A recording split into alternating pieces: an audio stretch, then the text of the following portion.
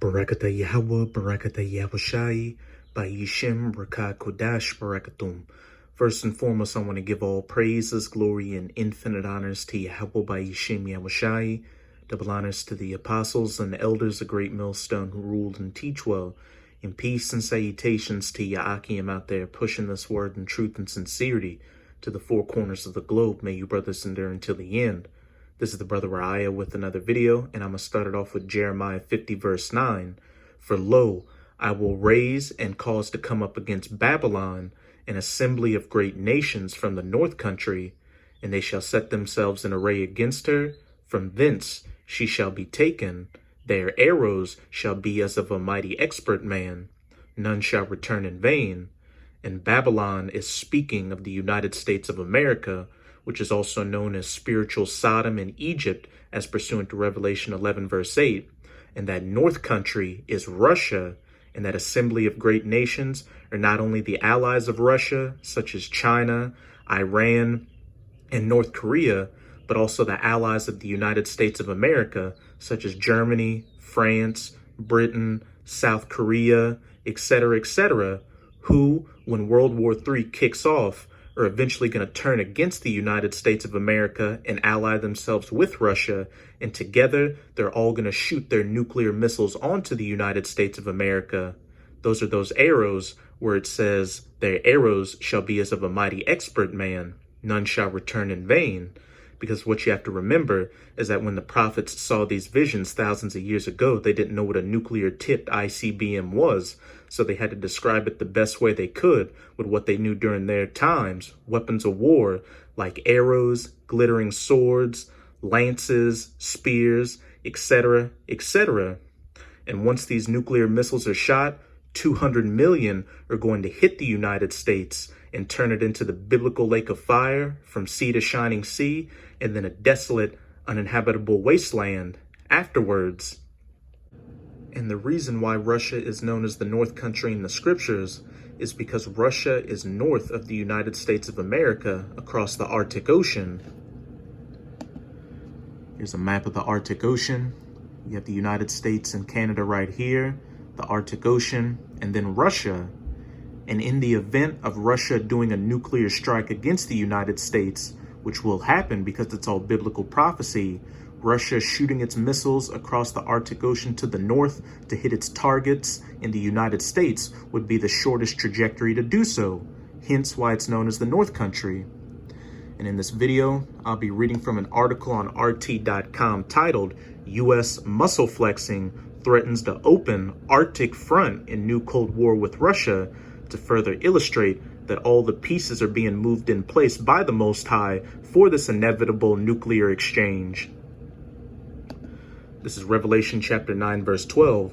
One woe or destruction is past, speaking of World War I, and behold, there come two woes more hereafter. World War II, which is past, and this upcoming World War III, which will happen once the mark of the beast, which is the microchip implant, is mandatorily implemented.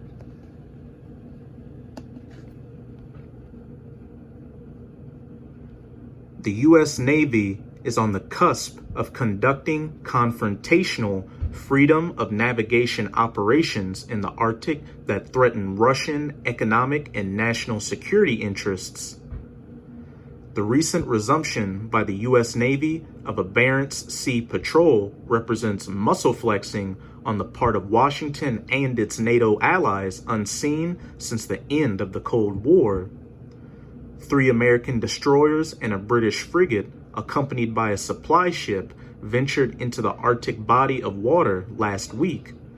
The reestablishment of the patrol is part of a larger refocusing of attention by the U.S. and NATO on the Arctic, where warming waters and melting ice have created the possibility of faster sea transits between Europe and Asia and access to natural resources which were previously viewed as cost prohibitive due to heavy ice conditions.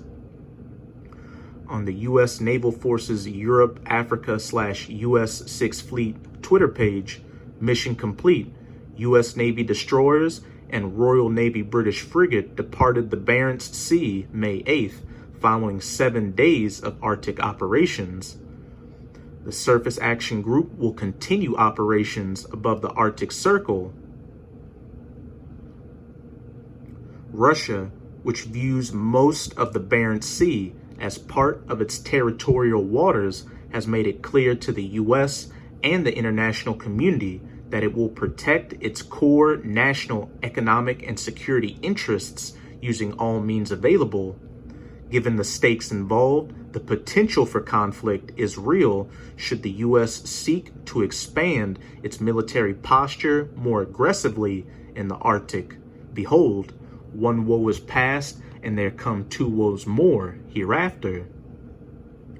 This is precisely what some in the U.S. defense establishment are arguing for, in order to prevent what American defense hawks have called a potential maritime Iron Curtain from being pulled down over the Arctic by Russia.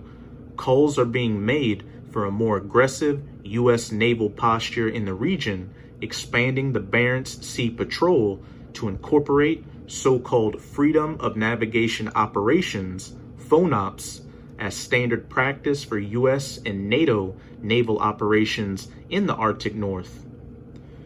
I'm going to skip around in the article to right here.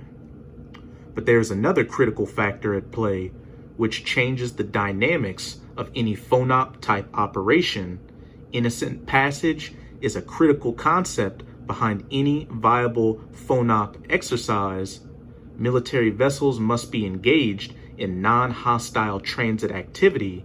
However, U.S. and NATO vessels that would conduct future FONOPs in the Arctic Sea are armed with Aegis surface-to-air missiles and sea-launched cruise missiles that would threaten Russian strategic rocket forces stationed in Siberia.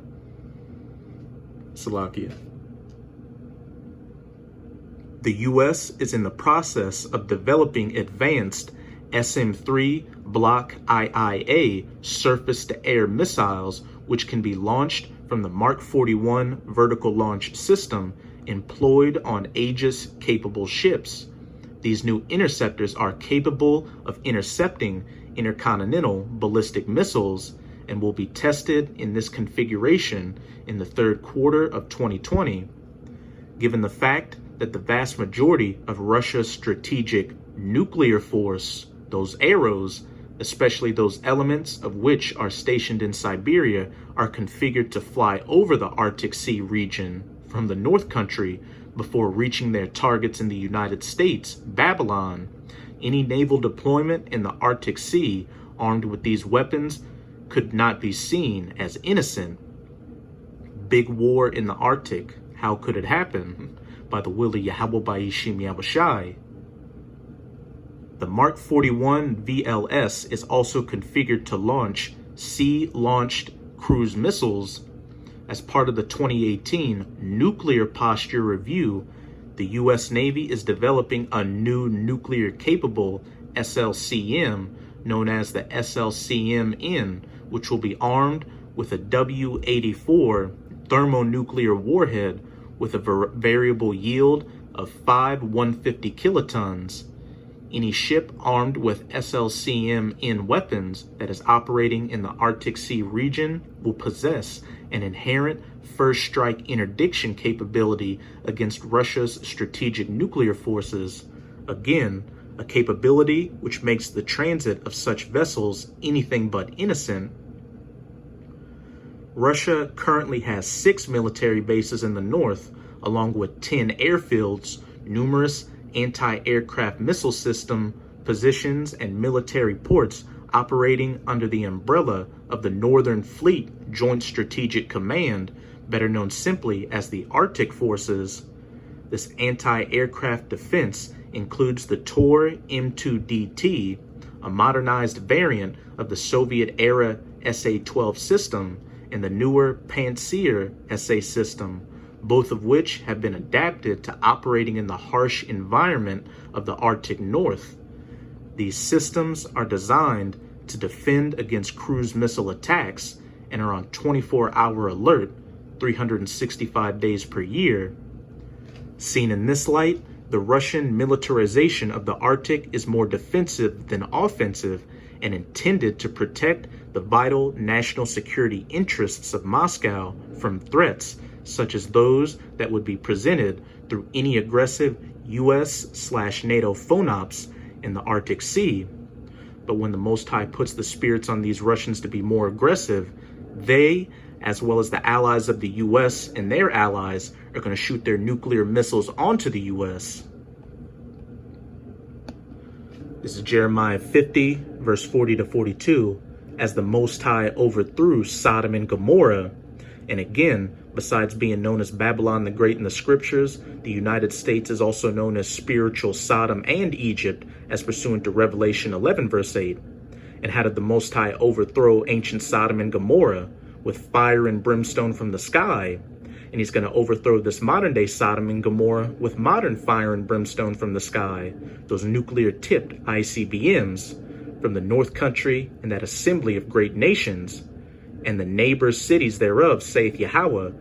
So shall no man abide there, neither shall any son of man dwell therein. As I said at the beginning of the video, when those 200 million nuclear missiles hit the United States of America, it's going to turn it into the biblical lake of fire from sea to shining sea, and then a desolate, uninhabitable wasteland afterwards that's going to stand as a memorial as to what a wicked kingdom looks like and how not to govern the earth.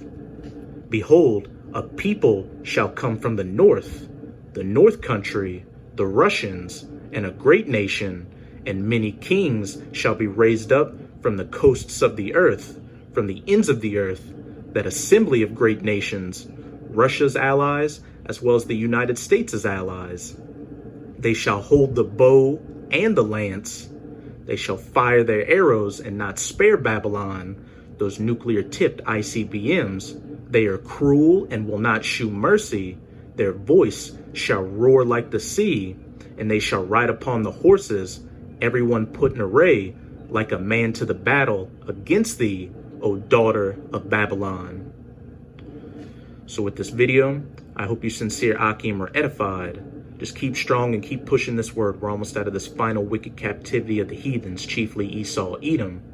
And as always, I'm going to say, Abad Babol, Kwam Yasharala, and until next time, Shalom.